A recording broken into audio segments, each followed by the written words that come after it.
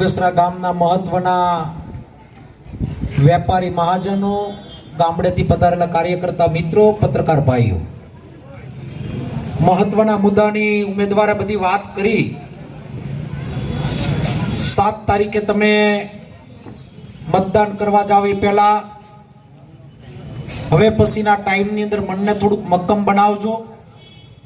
છેલ્લા 25 દિવસથી આખા જિલ્લાના પ્રવાસની અંદર ગામે ગામ, શહેર કે અન્ય જગ્યાએ પહોંચવાનો પ્રયત્ન કર્યો. ભારતીય જનતા પાર્ટી બગસરાથી લઈને દિલ્હી સુધી શાસન ધરાવે. વિકાસની વાતો કરનાર, વિકાસના સપના બતાવનાર આ ભારતીય જનતા પાર્ટી મારફત ઘણા પ્રયત્નો ત્યાં લોકોને ગુમરાહ કરવા માટેના, ઘણા પ્રયત્નો ત્યાં લોકોને દબાવવાના, ઘણા પ્રયત્નો ત્યાં લોકોને ધાક ધમકીમાં રાખવાના, તંત્રનો ગેરઉપયોગ કરવાનો અને છેલ્લી કક્ષાની રાજનીતિ કરવા માટે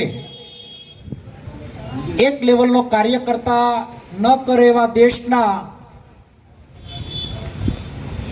વડાપ્રધાનની વાણી વિલાસ પણ છુકાઈ ગઈ.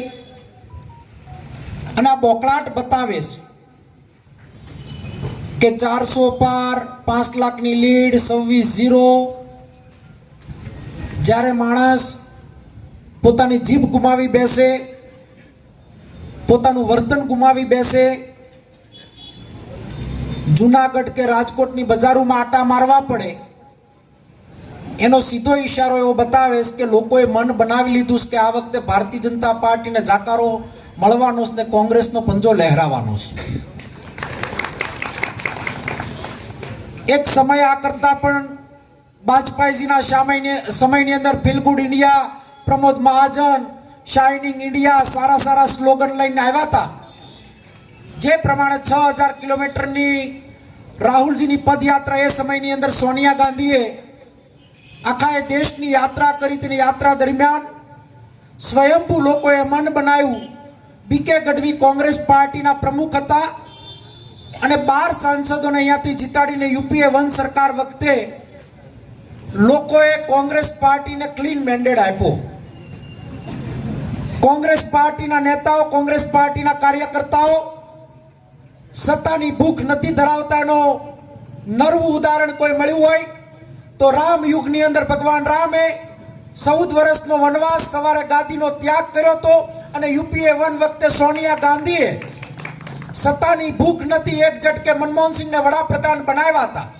ભારતીય જનતા પાર્ટી અને કોંગ્રેસનો ફરક એટલો જ છે કે આખા દેશમાં રથયાત્રાથી અડવાણી આખા દેશની અંદર ભાજપનું પવન ઉભો કર્યો અને ભાજપના પવન ઉભા કર્યા પછી આપણા પનોતા પુત્ર સીધા જ વડીલને સાઈડ ઉપર મૂકીને ગાદી ઉપર બેહી ગયા. અડવાણીજીના હું હાલ થયા. જો એના પરિવારના મોભીનું માન ન જાળવી શકતા હોય તો એ પબ્લિકને કેમ જાળવી શકશે? આપણે પોતાને નક્કી કરવાનું છે.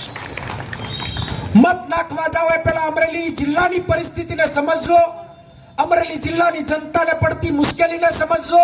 મત નાખવા જાવ એ પહેલા બંને ઉમેદવારને નજર સમક્ષ રાખજો. નજર સમક્ષ એટલા માટે રાખજો કે કુટુંબ કબીલાની અંદર દીકરા દીકરીનું વેવિશવાળ કરવા જાય તો દીકરી દીકરાના બાયોડેટા જોવાય, બાયોડેટાની અંદર એના ભણતર જોવાય, એના સંસ્કાર જોવાય, એની કુંડળી જોવાય, એનો વેપાર જોવાય.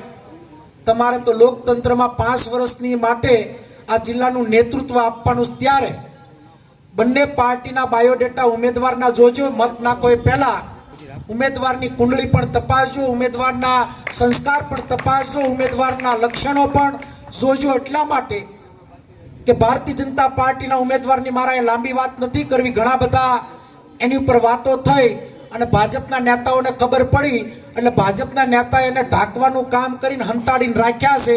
માર્કેટમાં કાઢીએ કેવી પરિસ્થિતિમાં નથી,